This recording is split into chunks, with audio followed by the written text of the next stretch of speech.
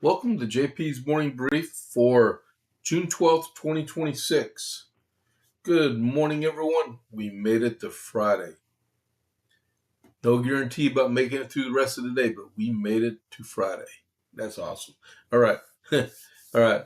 Hey, I'm just trying to make light of a long day yesterday, and we made it through it. We we had to take our cat, our Hepburn. Her name was Hepburn, 14 years old. We had to take her to Paws in Paradise in Killeen. Now, okay, so I know we're not supposed to really do free advertising, even though I do the armament shop all the time. But Paws in Paradise really took care of us yesterday. Um, we got a really good deal over there.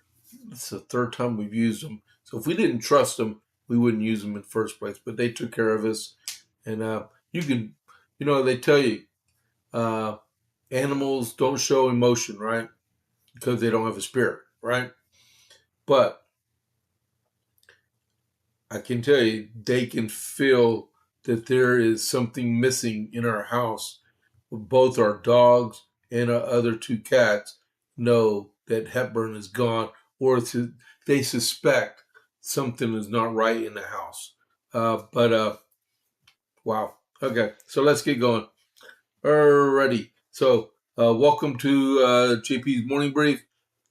As we get started, I know I say it all the time, but we got to click that follow button, which is located where the bell is. Click the bell, scroll to the bottom, click the follow.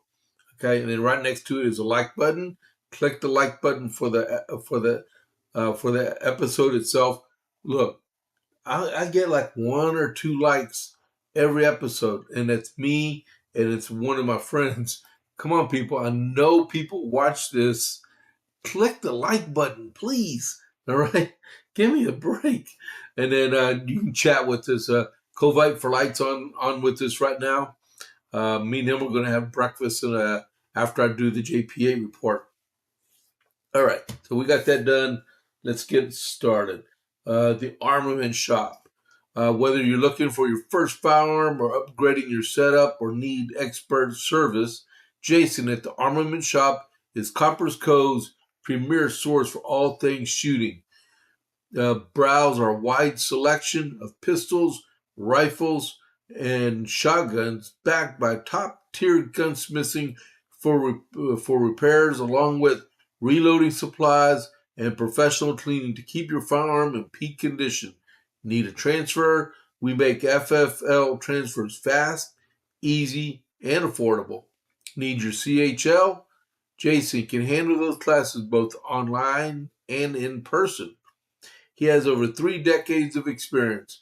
Visit the Armament Shop today at 115A West Avenue D in Coppers Cove, or call or text 254-560-2023, or visit www.armamentshop.com.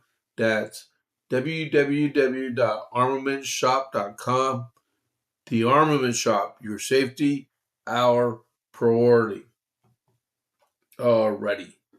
Welcome back to the program. All right, here we go. Iran update. Kargan looks like it's the key to the agreement. Thursday's strike was canceled because of said agreement is almost there per the president. He said, make a deal or else. That I paraphrase that part, but that's basically how it is. Make a deal or else. An Indian vessel yesterday tried to run the blockade, and it sucked up 2 Hellfire missiles from a F-18. 3 Indian sailors were killed, unfortunately. An agreement may be made by Sunday, and the president was asking, if it is, let's do it in Switzerland. That's a pretty good place. Iran says there's no deal been made yet. Oil prices are down, as we'll see in just a second, and the Dow is up. You'll see in a second. Bibi Netanyahu agrees with Trump about his commitment toward Iran, and that Iran will not have nuclear weapons or the ability to make nuclear weapons. All right. And yesterday, Hezbollah was quiet, or nothing came out in the news, but Hezbollah was quiet yesterday. Brent crude oil. I hope you're sitting down for this. Give you a chance to sit down. All right. So this morning, about an hour ago, when I wrote this down, Brent crude oil, $86.38 a barrel. West Texas Intermediate. I hope you're still sitting down. $83.85 a barrel. You're about to see your gas prices go below $3 a gallon. In Texas, that is. The Dow Jones. The Dow Jones yesterday closed up 929.97 points, and it closed at 50,847.75. Now, I tell you what, that is awesome, and that's the Iran update. SpaceX is going live with an IPO this morning on NASDAQ, and they're expecting it to trade starting at $135 a share, and they're going to raise $75 billion. They're saying, and I'm going to get to it in a minute, about Elon Musk. He's possibly going to be the world's first trillionaire today. Yeah. Keep sitting down. Wow. So that's, whoo, doggy, man. All right. So let's do this. What time we got now? It's already 6:36. We're doing good. All right. Remember, the JPA report is at 8 Central, okay? 9 Eastern, 8 Central. So this was printed yesterday at 3 p.m. Central, and it is Washington. This is from New York Post. Washington. We have a deal. President Trump canceled the impending U.S. strikes and purported plan to storm Iran's Karg Island Thursday, telling the Post that an agreement between Washington and Tehran to reopen the Strait of Hormuz and to begin nuclear negotiations are all wrapped up. That's quote unquote. Based on the facts that discussions with the Islamic Republic of Iran have been brought to the highest levels of Iranian leadership and approved, I have, as President of the United States, canceled the scheduled strikes and bombings against Iran this evening. He said that on True Social, which it is there. I just don't have the slide. Discussions and final points have been in both concept and great deal approved by all parties, including the U.S., Israel, Saudi Arabia, United Arab Emirates, Qatar, Turkey, Pakistan, Bahrain, Kuwait, Jordan, Egypt, and others. Trump's announcement came after the Post reported Iran had submitted a final draft of a prospective agreement to Qatari mediators Wednesday night. And it's pretty much all wrapped up, the president told in a phone call. All right? It's not perfect. It's getting there. I heard some more stuff this morning about that with my volume down. Hold on just a second.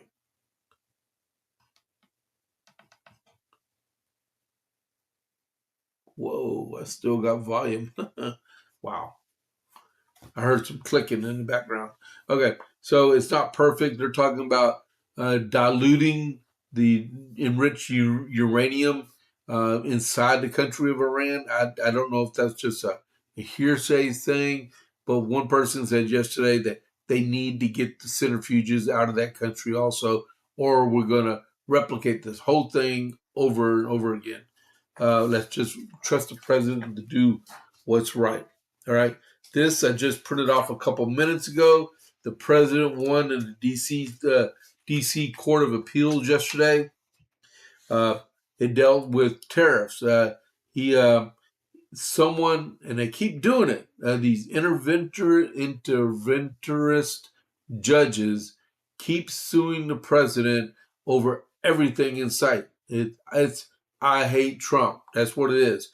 instead of saying TDS, Trump Derangement Syndrome, they just need to do a bumper sticker that says "I hate Trump," because that's exactly what it is. They need to go get some mental help.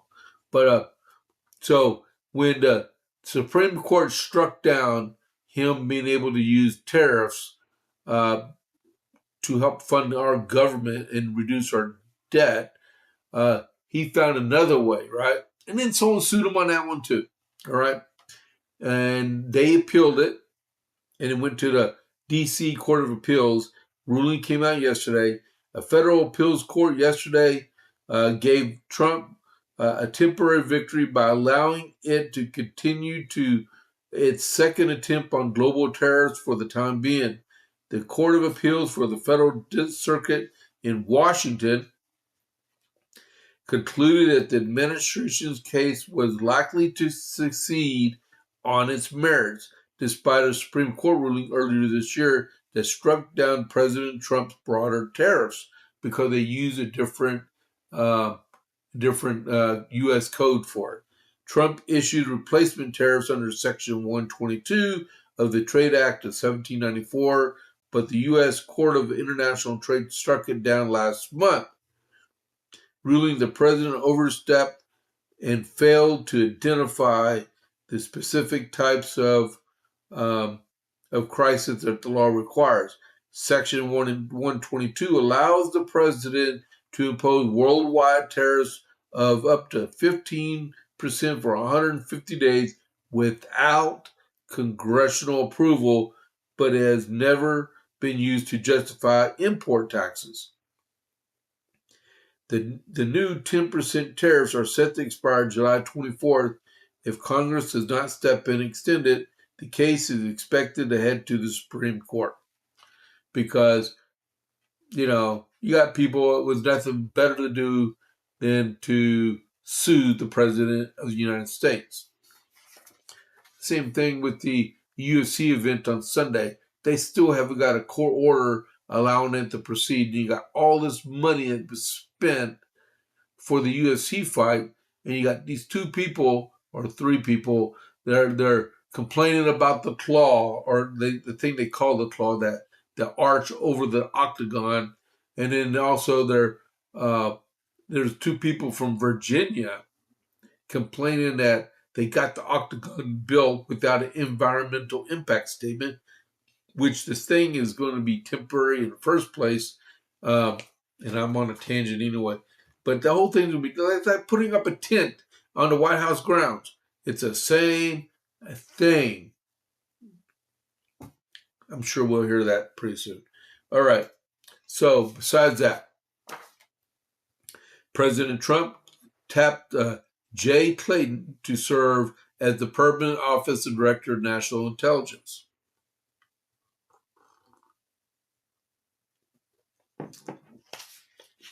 Alrighty. So, if I can peel the paper back. Yesterday, President Trump nominated the U.S. Attorney Jay Clayton to serve as Director of National Intelligence on a permanent basis. Clayton currently serves as U.S. Attorney in the Southern District of New York and formerly led the U.S. Securities and Exchange Commission. He said, "I am pleased to announce the nomination of a very highly respected Jay Clayton, former chair of the SEC and former head of Sullivan and Cromwell, one of the most prominent and successful law firms anywhere in the world.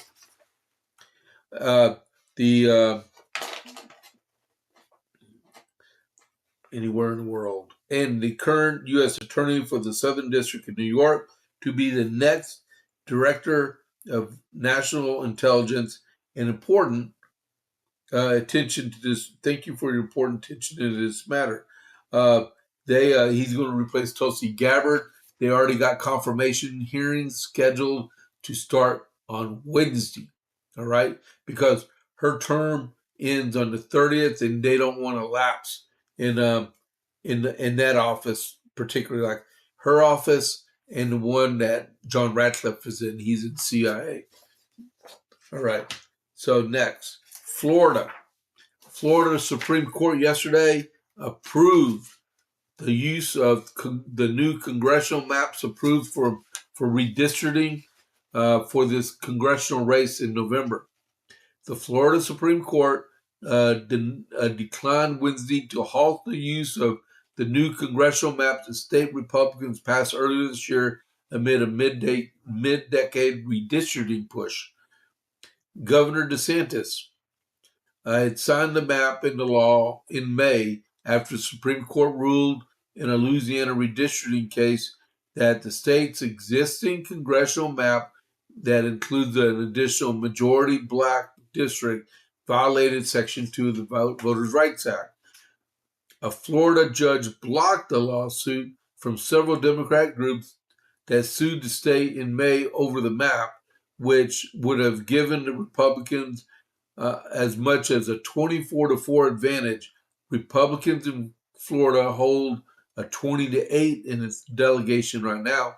The Florida Supreme Court upheld the ruling in a 6-1 split, refusing the request to issue a temporary injunction against the districts.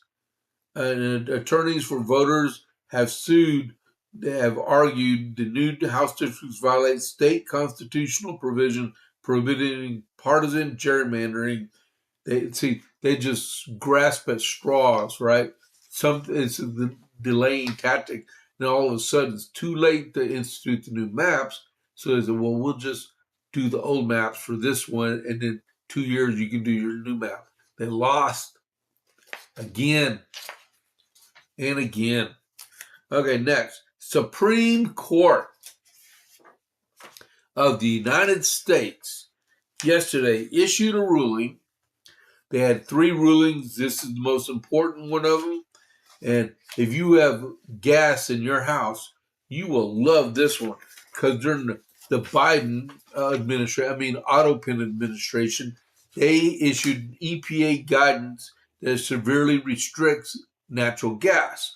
And one of them is the Supreme Court on Monday overturned a lower court ruling, not sent it back, they overturned it. A lower court ruling which will allow gas trade associations to continue the legal challenge against the Biden-era restrictions on consumer furnaces powered by natural gas. The efficiency rules finalized by the Biden administration, or Autopin, would make non-condensing furnaces, which account for approximately 55% of natural gas furnaces on the market, illegal by 2028. According by the Natural Gas Association, a trade organization, the rules, they said, would drive up home heating costs. Their removal from the market would saddle families with costly renovations, eliminate gas as a home heating option altogether. The U.S. Court of Appeals in the District of Columbia upheld the rules, and the High Court's ruling on Monday sends it back for further consideration. The coalition of 21 GOP state attorney generals and 10 organizations had urged the Supreme Court to review the appeals court ruling. This decision from the D.C. court will hurt working families in West Virginia, seniors on fixed income, and those in our rural communities more than any other, that they will be forced to either pay for costly home renovations or give up natural gas altogether. Very, very true. Or, use electricity. You know what happens when you use electricity? It costs a lot more than using natural gas. Natural gas is very efficient. It's reoccurring, costs less. All right. We have so much of it in Texas. It's unbelievable. All righty. What are we looking like on time? It's 6:49. All right. Do I want to do a raid this morning? You know what? Give me a second here.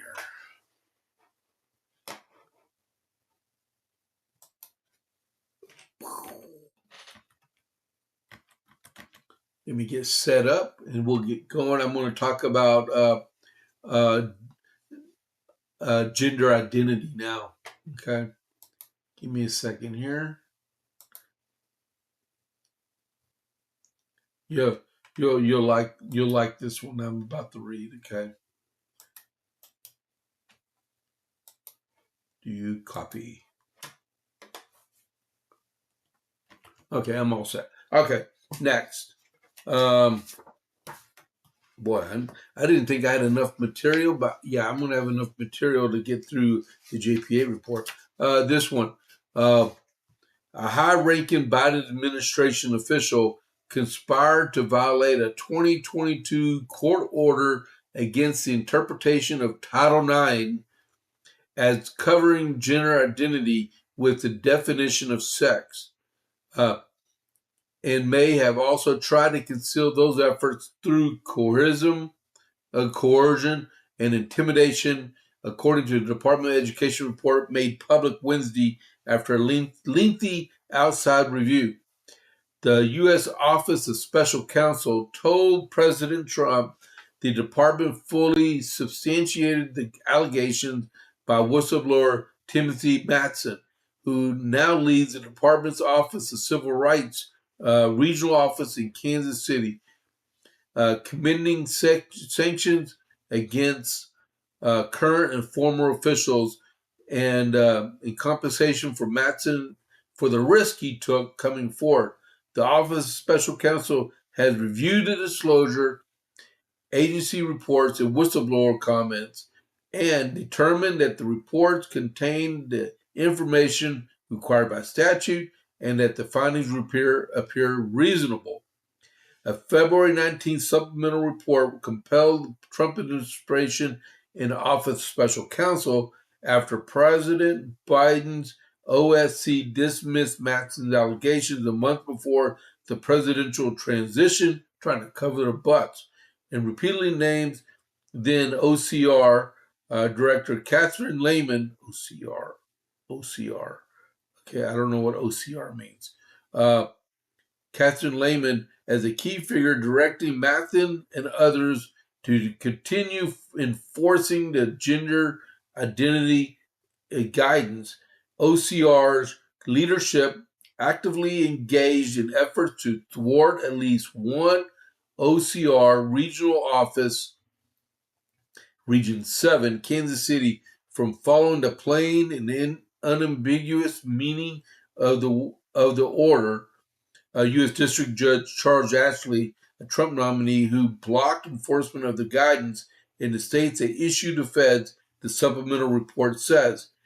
The order validated years of accusations from Lehman's office, which she led in Obama and Biden administrations as the Secretary of Civil Rights, misrepresented non-binding guidance as legally binding, threatening federal funding to K-12 and colleges that did not bend the knee and enforce the gender identity stuff. All right? They will do their best. Next, Spencer Pratt. He finished third place, unfortunately, in L.A. Spencer Pratt made a pointed comment to the LA mayor's race as results, as he is yet to concede or contest the outcome. 5-word question. Are they done counting yet? Because this is day 7, 8, 9. This is day 10 and they still don't have a final count. Unbelievable. Good for nothing believable. The reality TV star has not yet directly addressed his loss to left-wing councilwoman Nithya Raman, who defeated Pratt and will now face Karen Bassett in runoff.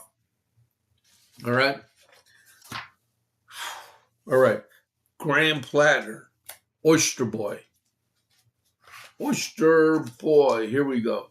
You know what? We'll talk about Oyster Boy later. SpaceX. Elon Musk, SpaceX, has officially priced its record initial public offering at $135 a share, catapulting the rocket firm among the world's most valuable companies ahead of its Friday debut. The hotly anticipated IPO raised $75 billion while selling 555.6 million shares, according to a statement on SpaceX website on Thursday.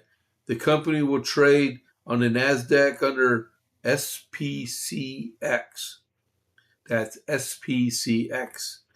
I wish I had the money to do that, man. It's going to be approximately $1.77 trillion. Wow. It will instantly establish as the seventh largest U.S. firm. It will be more valuable than tech mainstays like Mark Zuckerberg's Meta and Musk's other company, Tesla. The SpaceX IPO shattered previous records set by Saudi Aramco's IPO of $29.4 billion in 2019. Oh my goodness. They're going to create 4,000 millionaires instantly when it goes live in an hour and a half, right? Wow. And then they said that Elon Musk may be the world's first trillionaire today. We will see. We will see. All right, 6:56. So we'll stop right there. Okay.